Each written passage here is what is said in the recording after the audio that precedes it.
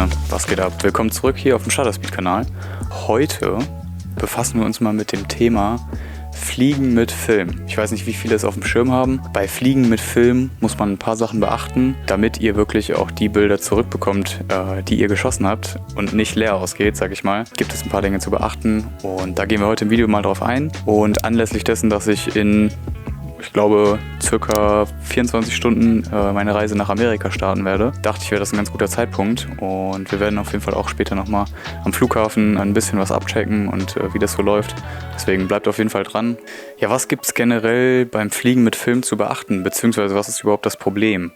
Das Problem ist, dass mittlerweile an vielen großen Flughäfen CRT-Scanner verwendet werden. CRT-Scanner sind Scanner, die mittlerweile eine sehr, sehr hohe Strahlenkraft haben. Und wenn ihr eure Filme ganz normal entweder im Koffer oder im Handgepäck durch den Scanner laufen lasst, kann es gut sein, dass der Film hinterher fast aussieht wie schon exposed, also als wenn er einfach einmal in die Sonne gehalten wurde und ihr bekommt einfach keine Bilder.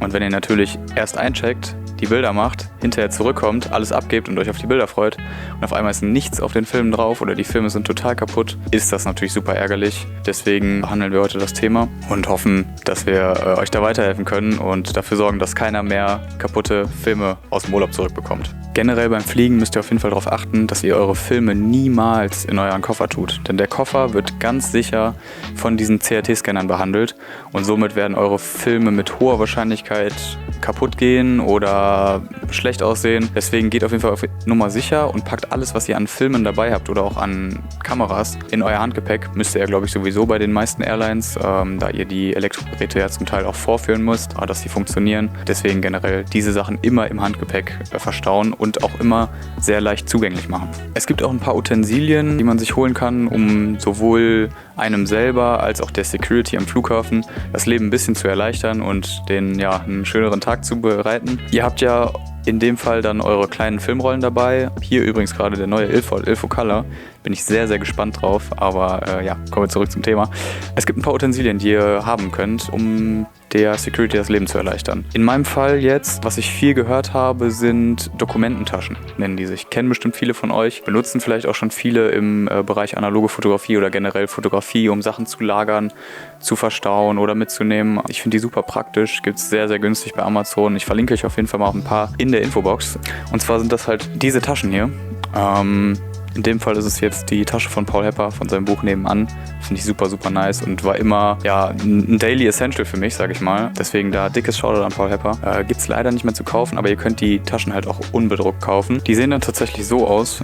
Gibt es in farbig, in durchsichtig, was auch immer. Bekommt ihr, ich glaube, ich habe jetzt 16 Stück in verschiedenen Größen, sowohl A4, A5, A6, A3 bestellt und da haben jetzt, glaube ich, 16 Stück um die 8 € gekostet beim Prime Day. Also würde ich euch auf jeden Fall empfehlen, sowas zu holen, denn dann könnt ihr auch, die liebe Firma Kodak gibt uns die Möglichkeit, bei denen einen Sticker oder ein kleines Papier runterzuladen, wo quasi draufsteht, do not X-Ray, niemals den Filmkanister öffnen, wenn der Film exposed wird, ist er kaputt und sowas in der Richtung, was halt generell auch vielleicht beim Erklären hilft, falls die Security noch nicht so in diesem Thema Film oder mit Filmreisen drin ist, denn ich denke mal, vor allem an kleineren Flughäfen passiert das nicht so oft, dass da jemand mal eben mit 10 oder 20 Rollen durchläuft und möchte, dass die gehandcheckt werden.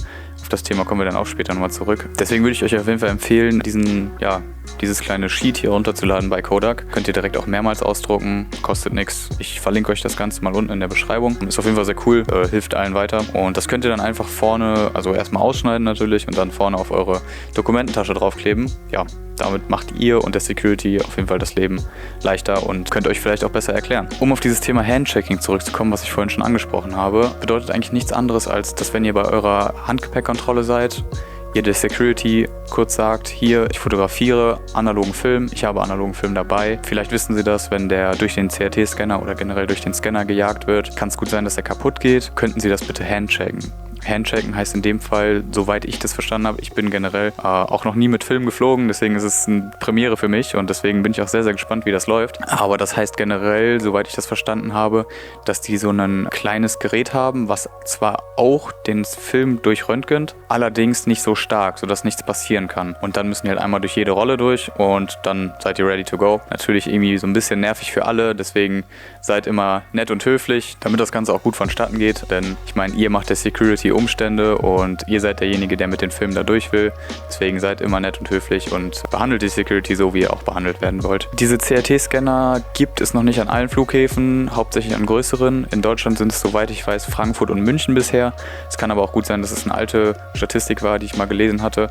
Und es kann gut sein, dass die jetzt auch schon in mehreren Flughäfen in Deutschland sind. In Amerika zum Beispiel, wo ich dann landen werde, ich lande in San Francisco, gibt es auf jeden Fall auch CRT-Scanner, in Los Angeles, in New York, überall in diesen großen Städten. Da wurde es, glaube ich, meine ich, auch das erste Mal eingeführt. Ja, die Firma Kodak arbeitet da zum Glück auch mit den Flughäfen zusammen. Deswegen wissen vor allem auch die Flughäfen in Amerika eher Bescheid als vielleicht ein Flughafen in Deutschland. Deswegen versucht ihnen das einfach nett und höflich zu erklären und dann werden die bestimmt auch schon Verständnis dafür haben. Ja, Freunde, um das Ganze jetzt einfach mal live zu testen und ein kleines Selbstexperiment zu machen, sage ich mal, werden wir uns jetzt mal an den Frankfurter Flughafen begeben, wo ich morgen abfliege. Und ich würde sagen, wir switchen jetzt einfach mal kurz die Location und ihr werdet sehen, wie es bei mir gelaufen ist, beziehungsweise wie es bei mir abläuft. Und vielleicht kann ich euch danach noch mal ein paar mehr Tipps geben, wie es bei mir gelaufen ist und worauf ich geachtet habe. Aber ich würde sagen, jetzt erstmal einmal kleiner Location-Wechsel ab zum Flughafen.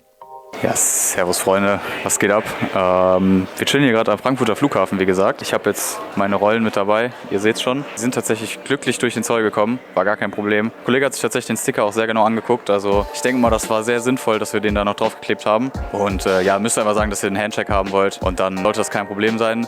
Jetzt werden die Rollen erstmal sicher nach Amerika transportiert und gleich geht's ab in den Flieger.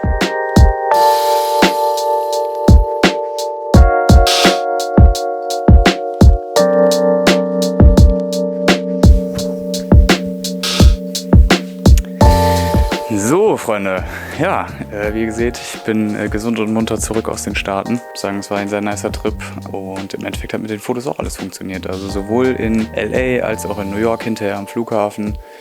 Die haben auf jeden Fall so gewirkt, als wenn die das schon öfter gemacht haben. Das war gar kein Problem. Die hatten auch immer eine Person spezifisch, die halt nur diesen Handcheck durchführt. Und da musstest du einfach nur sagen Handcheck und die wussten sofort Bescheid. Alles klar, hier geben wir weiter. Während sie ja, wie ich in Deutschland noch gesagt habe, in Deutschland so ein bisschen komisch geguckt haben und sich das extra nochmal durchgelesen haben und so. Da muss ich sagen, hat mir das auf jeden Fall sehr, sehr gut gefallen, vor allem in Amerika. Und, ja, Bilder sind auch super rausgekommen, sind mittlerweile alle entwickelt und gescannt. Mir ist nichts Besonderes aufgefallen, gar kein Problem. Den Film wurde auf jeden Fall nicht geschadet. Ja, es werden jetzt noch einige Folgen aus Amerika folgen. Wir haben im Podcast auch schon drüber geredet. Es kommt auch noch eine Podcast-Folge über Amerika und ich würde euch auf jeden Fall empfehlen, ich würde euch auf jeden Fall empfehlen, dran zu bleiben. Ihr könnt auch gerne das Video mit dem Portra 400 in LA nochmal einmal, ich glaube, da abchecken. Wenn nicht, dann ist die andere Seite. Aber werdet ihr ja sehen. Deswegen schaut euch das gerne nochmal an. Abonniert natürlich gerne auch unseren Shutterspeed-Kanal, um nichts mehr zu verpassen. Gebt uns gerne einen Daumen nach oben. Schreibt uns gerne, falls ihr noch irgendwelche Fragen zu dem Thema habt, auch gerne in die Kommentare oder ja, irgendwelche Anregungen. Freuen wir uns auf jeden Fall immer, wenn wir da was lesen können. Ja, sonst checkt gerne die Socials ab. Wie gesagt, Podcast, Instagram. Alles unten verlinkt. Dann würde ich sagen, sehen wir uns beim nächsten Mal, wenn es wieder heißt, neue Episode Shutterspeed.